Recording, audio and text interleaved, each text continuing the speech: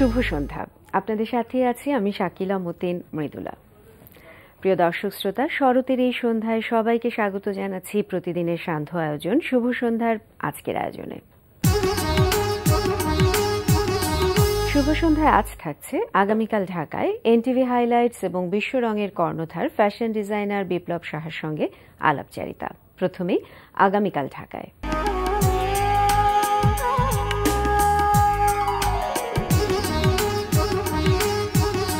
আগামীকাল ঢাকায় শুরুতেই জানিয়ে দিচ্ছি নাট্যোৎসবের সময়সূচি।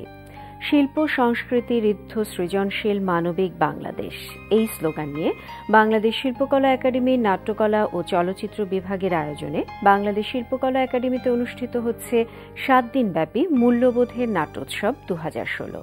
এই আয়োজনের শেষ দিন বাংলাদেশ শিল্পকলা একাডেমির এক্সপেরিমেন্টাল থিয়েটার হলে আগামীকাল সন্ধ্যায় প্রদর্শিত হবে 3টি নাটক, শঙ্খচিল, পরিচয় ও জীবনের ভাগ্য। নাট্যোৎসব চলবে 7 সেপ্টেম্বর পর্যন্ত। এবার জানিয়ে দিচ্ছি চলতে থাকা প্রদর্শনীর সময়সূচি। গুলশান এভিনিউয়ের রেডিয়াস গ্যালারিতে প্রদর্শিত হচ্ছে শিল্পী প্রশান্ত কর্মকার বুদ্ধার একক চিত্রকলা প্রদর্শনী Mohammad Ali the legend lives on. প্রতিদিন সকাল 10টা থেকে রাত 8টা এই সময় প্রদর্শনী চলবে 10 সেপ্টেম্বর পর্যন্ত। এবার এনটিভি হাইলাইটস।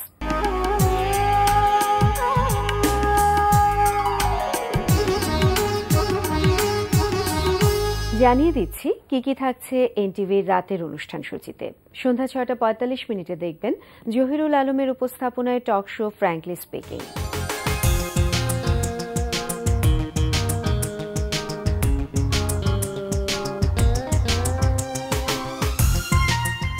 রাত 8:20 থাকছে ফেরদৌস হাসানের পরিচালনায় ধারাবাহিক নাটক মায়া।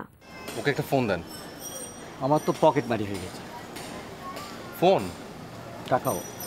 হায় হায়, ওর নাম্বারটা তো আমার মনে নেই। রাত 9টায় প্রচার হবে ওয়াহিদা রাজ্জাক মিশার প্রযোজনায় অনুষ্ঠান স্যান্ডেলিনা গ্ল্যামার ওয়ার্ল্ড।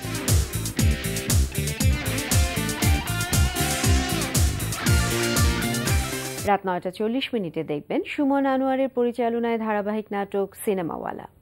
আমি না বুঝতে পারছি না এইভাবে কেন কথা বলছো। আগে তুমি বলো না আমার সেই অধিকার আছে কি নেই। থাকবে না কেন?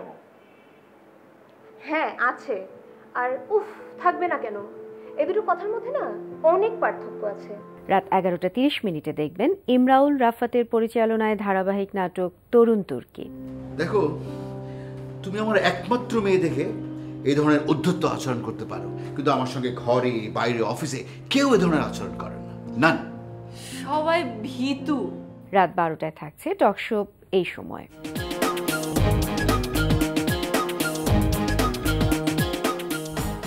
এই ছিল এনটিভির রাতের অনুষ্ঠানমালার হাইলাইটস। এরপর আসছি আলাপচারিতায়।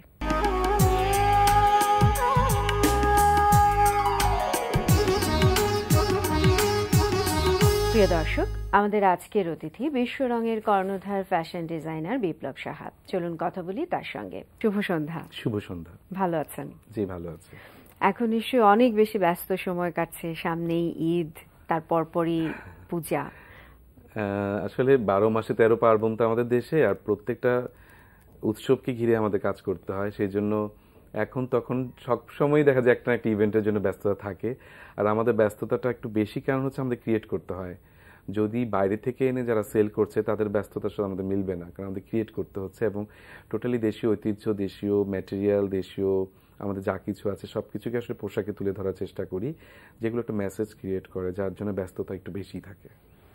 সেক্ষেত্রে এবারে ঈদের ডিজাইনে কি শরতের কোনো প্রভাব থাকছে? হ্যাঁ, তা তো গত কয়েক বছর ধরেই থাকছে। আর একটা হচ্ছে যে পূজা এবং ঈদ খুব কাছাকাছি সময় থাকে, এবার একটু গ্যাপ আছে। সবসময় প্রকৃতি নির্ভর কাজ করি। আর কোরবানি ঈদ এবং রোজার ঈদ দুইটার মধ্যে একটু তফাৎ থাকে, সেটা হচ্ছে এই সময়টা আমরা সবচেয়ে বেশি চিন্তা করি মানুষের সাধ্যের ভেতরে যেন থাকে, কারণ এই সময়টা ম্যাক্সিমাম বাজেটটাই যায় কোরবানির জন্যে। তার পাশাপাশি এর মধ্যে দেশে অনেক অস্থিরতা গেছে, মানুষ মেন্টালি অতটা মানে সুস্থ না, আমি বলবো যে অনেক কারণে অনেকে টেনশনে আছে, মার্কেটে যেতে বা এটা সেটা, তারপর জীবন তো থেমে থাকে না। তো পোশাকগুলোকে আসলে ওভাবেই সাজানো হয়েছে। আমাদের দেশীয় ম্যাটেরিয়াল যেমন আছে, কিছু ইম্পোর্টেড ম্যাটেরিয়াল আমরা ইউজ করি, যেটা ফেস রং নামে, এবং ডিজাইনগুলো ওভাবেই করা হয়েছে যেন মানুষ পরে আরাম পায়, কারণ এই সময় কেমন একটা এই বৃষ্টি নামছে আবার গরম লাগছে এরকমই থাকে। শরতের নীল যে মেঘ থাকে, সাদা নীল দুইটা কম্বিনেশন অনেক বেশি ব্যবহার করেছে। তার পাশাপাশি বিশ্ব রঙে যেটা মানুষ পড়তে আসে উজ্জ্বল রঙের সমাহার, তারও আছে নকশার মধ্যে বিভিন্নভাবে।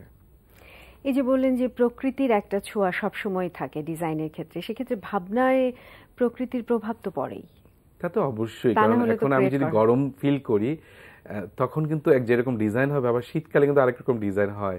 অতএব ওয়েদার একটা ইম্পর্টেন্ট জিনিস, যেটা আসলে আমাদের ম্যাটেরিয়ালের দিক থেকে আমি বলতে পারি যে জামদানি ড্যামরাতেই হয়, টাঙ্গাইলে সেই টাঙ্গাইলেই হয়, বা রাজশাহী সেই রাজশাহীতে হয়, কোনোটা কিন্তু উল্টাপাল্টা করা যাবে না।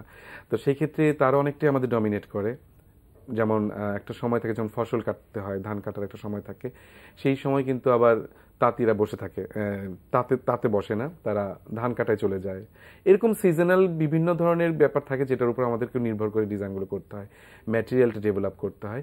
তো সেক্ষেত্রেই আমি বলবো যে অনেক ক্ষেত্রেই প্রকৃতির সাথে আমাদের যেই ওয়েদারটা আছে এবং তার সাথে রিলেটেড উৎসবগুলো, কারণ এক একটা উৎসব এক এক মাসে এক একটা ঋতুতে, অতএব ঋতু অনেক ক্ষেত্রেই ডমিনেট করে ডিজাইনের ক্ষেত্রে।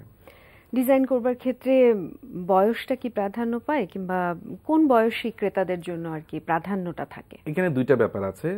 এর মধ্যে অনেকে জানেন যে আমাদের বিশ্বরঙে আরেকটা কোর ব্র্যান্ড হচ্ছে শ্রদ্ধা, যেটা মুরব্বীদের জন্য। একটা সময় আসলে আমি ওইভাবেই চিন্তা করতাম যে মানুষ আমাদের দেশে যেই সামাজিক প্রেক্ষাপট, আমার মাকেও দেখেছি, আমার বড় বোনকে বিয়ে দেওয়ার পরে উনি কুচি দিয়ে শাড়ি পরেন নাই, এক প্যাচ শাড়ি পরতেন যে চোখে লাগবে, কেমন মেয়ের বিয়ে হয়ে গেছে।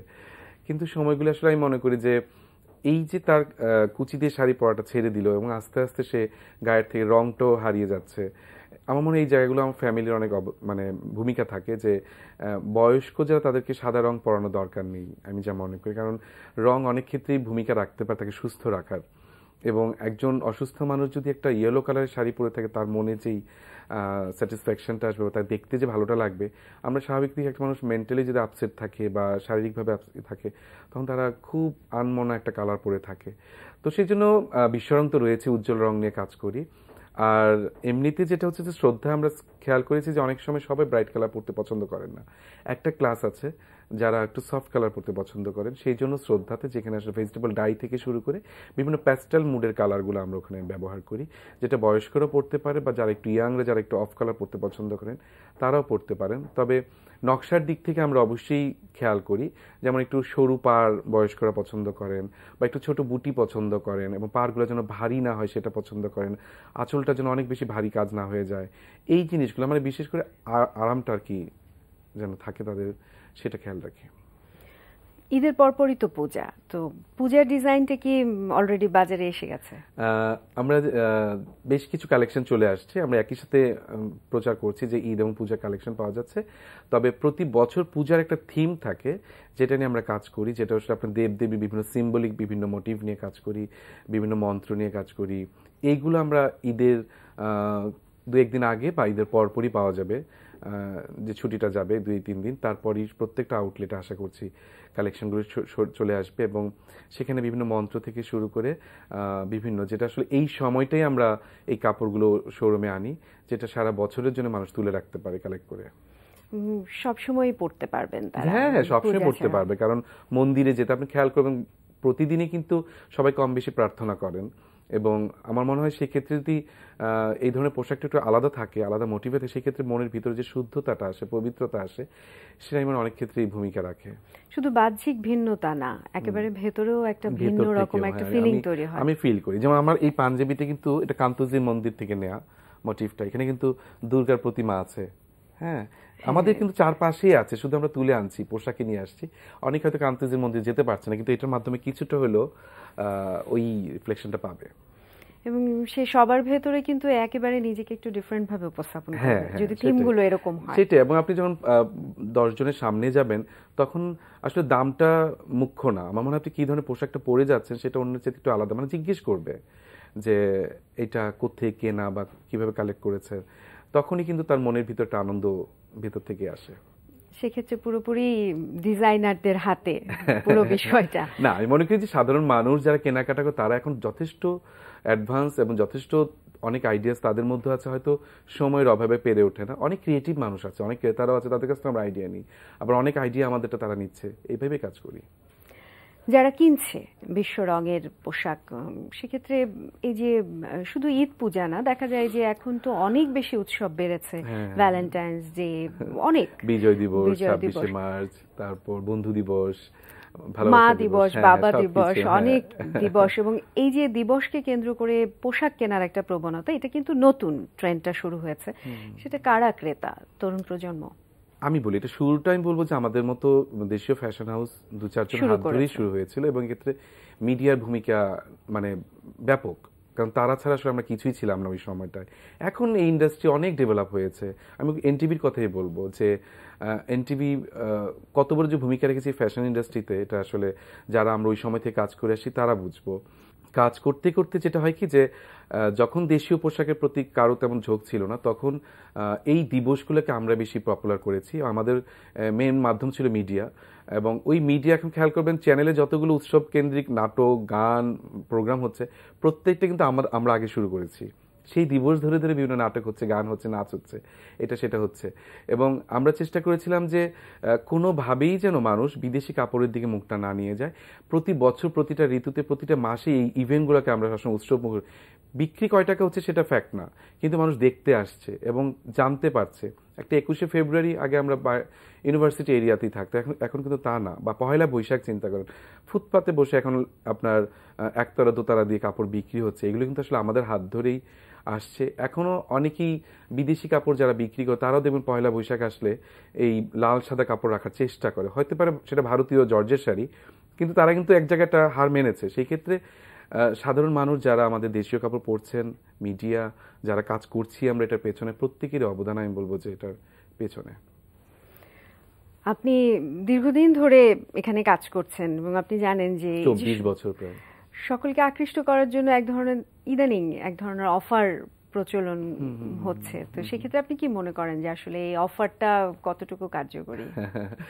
এরকম অফার আমরাও দিচ্ছি, বিভিন্ন সময় বিভিন্ন অফার তো অবশ্যই থাকে। আর আমি প্রচুর ইভেন্ট করি যেহেতু, সেই কারণে আমার ক্রেতাদের সাথে বা বিশ্বরঙের ফ্যানদের সাথে অনেক বেশি যোগাযোগটা থাকে। এই ঈদ এবং পূজাকে সামনে রেখে আমরা একটা অফার দিয়েছি, যেটা হচ্ছে ক্রেতারা মাত্র 2000 টাকার প্রোডাক্ট কিনলেই পাবেন বিশ্বরঙের একটা মেম্বারশিপ কার্ড, যেটা দিয়ে সারা বছর বিভিন্ন ধরনের অফারগুলো তারা জানতে পারবে, এবং 10% ডিসকাউন্ট পাবে সারা বছর আমাদের যে কোনো আউটলেটে গেলে। আমার মনে হয় এটা সবচেয়ে বড় সুযোগ, কারণ হচ্ছে এই কার্ডটি পেতে 20,000 টাকা প্রোডাক্ট আগে কিনতে হতো, দেন আমরা এই কার্ডটা দিতাম। এটাকে একটু সহজ করেছি, যেন অনেকেরই অনেক আক্ষেপ থাকে যে হয়তো একসাথে 20,000 টাকার প্রোডাক্ট কেনা হয় না, সেই জন্য মাত্র 2000 টাকার প্রোডাক্ট কিনলে এই অফারটি তারা নিতে পারছে। আসলে সবার পক্ষে সম্ভব না যে একবারে 20,000 টাকা। এই যে সাধারণ মধ্যবিত্ত শ্রেণীর কথা, এটাও তো ভাবনায় রাখা উচিত। আপনাদের কাছে কি মনে হয়? এইটা আপনি গত 23 বছর বা 24 বছর, আমি আমার সময়সীমায় বলছি, ওই সময় কিন্তু আসলে ফ্যাশন হাউস বা ফ্যাশন ইন্ডাস্ট্রি এটা কিন্তু আপনার দেখবেন এলিট শ্রেণী বা যারা উচ্চবিত্ত তাদের আন্ডারে ছিল। হাই সোসাইটিতে কিছু ঘর কেন্দ্রিক এক্সিবিশন হতো, সেখানে আবার হাই সোসাইটির মানুষের কেনাকাটা করতেন। কিন্তু আপনি খেয়াল করে দেখেন, একটা শিল্পসম্মত পোশাক মাত্র 250 টাকায় বা 300 টাকায় কিনতে পারছে, তার নিজের মতো করে, অন্যদের যেতে আলাদা, যেটা হাজার হাজার পিস হচ্ছে না, মাত্র হয়তো 10 পিস হচ্ছে বা 50 পিস হচ্ছে। তার মানে কয়জন, কোটি কোটি মানুষের মধ্যে কয়জন পড়তে পারছে? এটা কিন্তু এই আমাদের মতো দেশীয় ফ্যাশন হাউস যারা ডিজাইনার আমরা এগিয়ে আসছি, বা আর্টিস্টরা বেসিক্যালি আমরা যারা কাজ করছি এই সেক্টরে, তাদের কারণেই হচ্ছে। আমি কিন্তু আমার পেন্টিং ভ্যালুজ আমার কাপড়ের মধ্যে আমি রাখছি না। আমি একটা পেন্টিং করতে চাই মিনিমাম 50,000 টাকা হবে, কিন্তু তার চেয়ে তো অনেক বেশি এফোর্ট যে একটা শাড়ি বা ড্রেস বা যে কোনো পোশাকের ক্ষেত্রে। হ্যাঁ, তো সেই ক্ষেত্রে ক্রিয়েটিভ মানুষরা যখন একটা ক্রিয়েটিভ সাইডে কাজ করে, সেই ক্ষেত্রে তার সুফলটা কিন্তু আসলে সাধারণ মানুষ খুব বেশি পায়। এবং আমরা প্রথম থেকেই চেষ্টা ছিল আমাদের যে আমাদের কাপড় মধ্যবিত্ত, উচ্চ মধ্যবিত্ত সাধারণ মানুষ পড়তে পারবে। সেই ক্ষেত্রে কিছু কিছু মানুষ আসলে হয়তো পড়তে পারছে না, তাদের রুচির কারণে বা বাজেটের কারণে, হতেই পারে। আসলে সবার কাপড় তো আমার পক্ষে বানানো সম্ভব না। তো সেই জন্য হচ্ছে যাদের রুচিতে মিলছে, বাজেটে মিলছে, এবং এই ইন্ডাস্ট্রি মধ্যবিত্ত মানুষরা যদি নাই ধরতে পারতেন তাহলে এত দূর আসতে পারতো না। যারাই ওই সময় থেকে কাজ করে আসছে তারা সবাই খুব ভালো পজিশনে আছে, একটা জায়গায় 30টা শোরুম নিয়ে অনেকে ভালো কাজ করছে, এবং ক্রেতারাও অনেক বেশি আপনার ফ্যাসিলিটি পাচ্ছে, এবং তাদের জন্য অনেক বেশি, আমি বলবো যে আমাদের চাইতে অনেক বেশি তাদের জন্য ভালো হচ্ছে। এবং আজকে ফ্যাশন ইন্ডাস্ট্রি বাংলাদেশে যে অবস্থায় এসে দাঁড়িয়েছে, সরকারের যদি কিছু দায়িত্ব নিয়ে তারা আমাদের পক্ষে এসে দাঁড়ান, তাহলে আমি বলবো যে আমাদের দেশ অনেক বেশি স্বনির্ভরশীল হয়ে উঠবে। আমরা একেবারেই শেষ পর্যায়ে চলে এসেছি। বিশ্বরং তার রং ছড়িয়ে দিক দেশে এবং সারা বিশ্বে, এই প্রত্যাশা থাকলো। আপনাকে অনেক ধন্যবাদ এবং এনটিভির ফ্যামিলি সবাইকে ধন্যবাদ। প্রিয় দর্শক, কথায় কথায় আমরাও চলে এসেছি অনুষ্ঠানের শেষ প্রান্তে। আমাদের সঙ্গে যোগাযোগের ঠিকানা প্রযোজক শুভ সন্ধ্যা, এনটিভি বিএসসিসি ভবন, 7 তলা 102 কাজী নজরুল ইসলাম এভিনিউ, কারওয়ান বাজার, ঢাকা 1215। আমাদের ইমেল অ্যাড্রেস shubhosondha@ntvbd.com। প্রিয় দর্শক, এনটিভিতে সম্প্রচারিত সংবাদ ও অন্যান্য সকল অনুষ্ঠান দেখতে লগ ইন করুন www.ntvbd.com এ। সবাই ভালো থাকুন, নিরাপদে থাকুন। শুভ সন্ধ্যা।